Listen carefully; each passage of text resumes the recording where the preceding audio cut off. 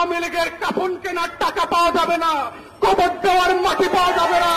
সেই দিন আসতেছে, সেই দিনের প্রস্তুতি নেন।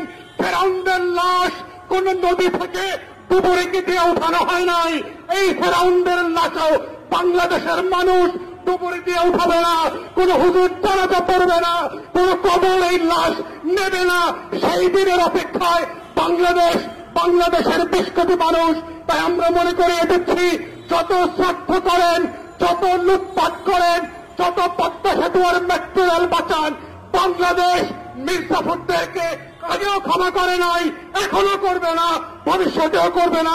যদি মনে করে থাকেন পুলিশের গাড়ি দিয়ে, ভেহিকেল দিয়ে, কানুন দিয়ে, র্যাবের গুম খুনের ইতিহাস চাওয়া করে, বিডিআর দিয়ে, সেনাবাহিনী দিয়ে বাংলাদেশের 20 কোটি মানুষের স্বাধীনতার সম্ভাবনা আকাঙ্ক্ষাকে হত্যা করবেন, প্রকাশ স্বর্গে বাস করছেন, বাংলাদেশের মানুষকে চেনেন নাই।